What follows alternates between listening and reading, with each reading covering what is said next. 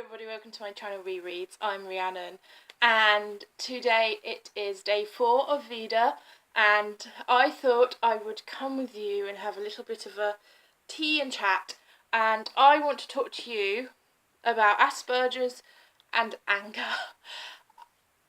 Asperger's and anger with my cup of tea and everything, and I've got some notes, so if I stare down it's because I got some notes reading, because I wanted to get this video right as well. It's a very important subject, is my Asperger's as well as my type 1 diabetes, but I'm doing a separate video how I cope with both conditions later in the month and the weeks ahead. I get angry a lot. Most people will be shocked at that. That's because I have things like professional fronts with, obviously, with work, my volunteering, I remain professional. I also have happy me with my friends, because I don't want to fall out with any of my friends. So I have these fronts. Most people see me as happy, lovely and kind, but being that all the time and keeping that me up 100% of the time is exhausting, and most of the time I need a big fat blow up. It can be overwhelming just to be happy, smiley. I love being happy and smiley and kind, but it's really hard work in your head to do that all the time, and I have to be able to get angry sometimes, or have my meltdowns, but in a way that is not damaging, and that's hard, because my meltdowns have caused damage in the past with friends and family, hence why I am living in my own flat. Before I got diagnosed with Asperger's, I was diagnosed with type 1 diabetes at age 11, and I was very angry up till 18, just trying to accept my diabetes. And looking back at my behaviour after I got diagnosed at age 11 with puberty and starting a new school on top of that, some of my behaviours after I got diagnosed with Asperger's actually made sense. Even though I had a TV up, for example, me and my brothers would come home from school and they would want to watch CITV. I wanted to watch CBBC, because I loved CBBC better than CITV, but I wanted to control the downstairs TV, even though I had a TV upstairs in my room. I did not grasp the concept of, wait a minute, I have a TV in my room, but I really wanted to watch what I wanted to watch downstairs.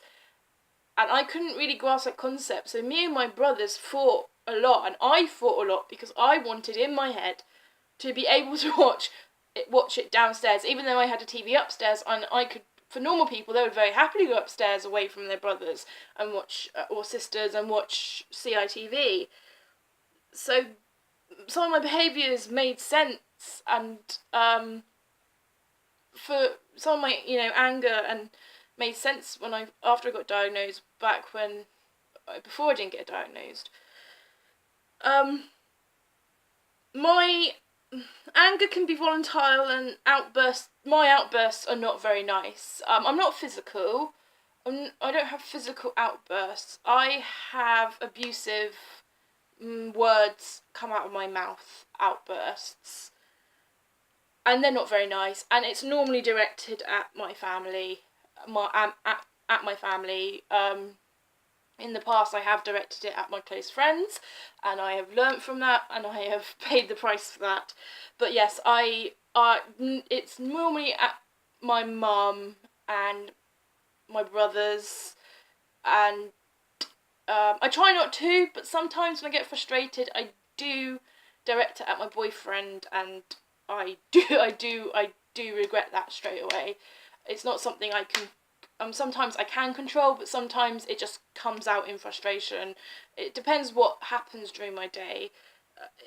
It's not nice. I don't feel very nice. I have got angry to the point where I have tensed up so much. I've made myself so ill because I get angry because I have when I want to see my boyfriend, because he lives with his family and I live here. It's quite lonely. This flat is quite big, and especially in the evenings alone, I have in the past wanted him to come over so much, and he said, no, I'm tired, and this will be like 1 o'clock in the morning, and I've had it all day in my head that I'd like to invite him over, and when he says he can't, though, that thought has already spiraled out of control so much that I tensed up so much, and I made myself ill doing that, and I was like, I just can't do this anymore. It's not right. It's never right. Like I said, before I was diagnosed with Asperger's, I used to come home from school, scream, shout, say hurtful, mean things, at worst, trash my room. And I would be over the smallest things, like, I don't like playing rugby. Brothers watching CITV downstairs, my blood sugar's being too high. I've actually physically thrown my blood test meter across the room, and that was before I got diagnosed with Asperger's, because I didn't like that number. Because I couldn't. That's another thing in later in the week that I'm gonna talk about is diabetes and Asperger's. And that was before my diagnosis. Now my anger is frustration on people's lack of understanding over why just one of my ex-school friends still holds a grudge, even though I've made up for my past misdemeanors. I just don't understand why she is so angsty about me, and it hurts, it hurts so much, and I get angry about that. I used to, I don't know whether my two best friends who recently came back, I don't think they would mind me saying this, but when we weren't friends, I used to go to my mum's house and I would cry my eyes out because I just didn't understand why they didn't want to be friends. I wanted to fix it so badly, and I wanted to say to my mum, I really want them to come back. I was sobbing my eyes out. Most of the times I just couldn't understand it, and it was really hard process of trying to rebuild my life without these particular people. And I am really glad to say that last year, because I have put the measures in to help me fix my behaviours, that they came back last year, and I am so grateful, and I'm so much more happier person now than I was at the beginning of last year. I wasn't expecting it either, and it was such a lovely thing, and I'm speechless. I just don't know what I've done to get my one of my two best friends that I've had since school back.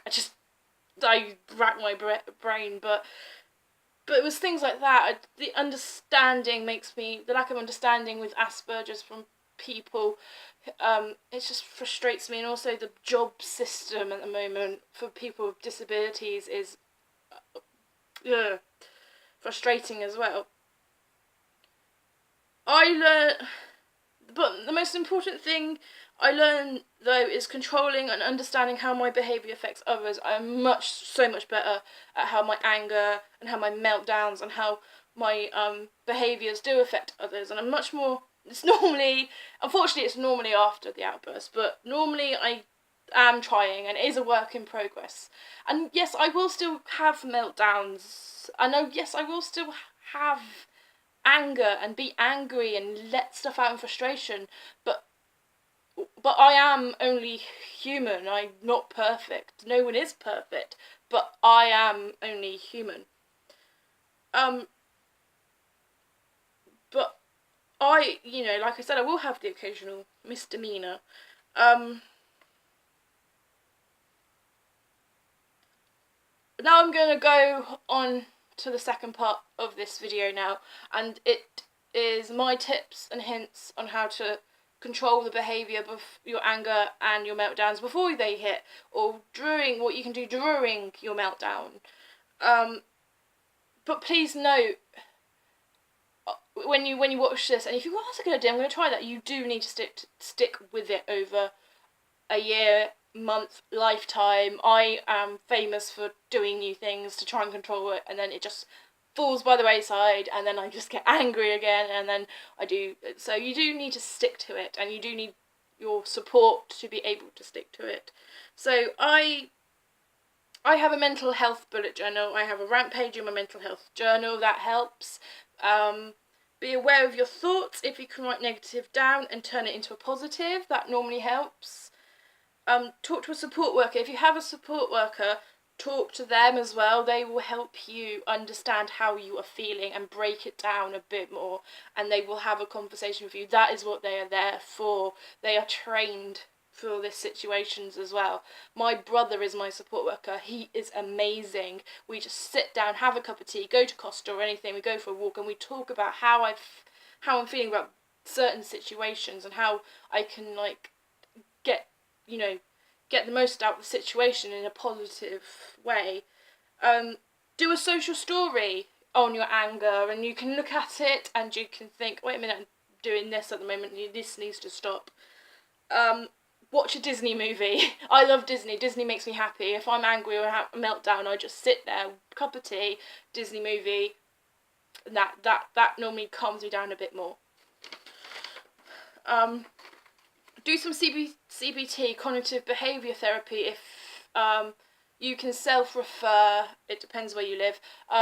You can self-refer, but please note, it works, but you do need a refresher. I need a refresher every so often, because otherwise I forget. Sometimes I need a rant, and if you feel like that, just rant, but not on Facebook. Keep it away from social media, that's my other tip. Sometimes I just need a rant to get it all out, and that usually works. Keep it off all social media. Keep your anger self-contained, have it in where you live. Find a space where you're comfortable to have a meltdown. Do it, but do not put anything on social media. I have learned that the hard way. Adult colouring, before you feel, get your adult colouring books out, scribble, write, scribble in frustration, that normally works, and you can look at your lovely artwork at the end. I love adult colouring. I've got a few books. I just like to sit down in front of the TV, Netflix, film, just colour in. That normally helps me calm down a bit. Go for a jog or walk just to clear your thoughts. I do jogging at the moment, I'm doing Couch to 5k. I find that helpful. I love walking distances, so go for a walk. I do photography. I love it. Go for a walk. That will help clear your thoughts. Do some mindfulness everyday mindfulness. Sit somewhere quiet for a while, away from social media, away from distractions. Maybe in your bedroom, light a Yankee candle.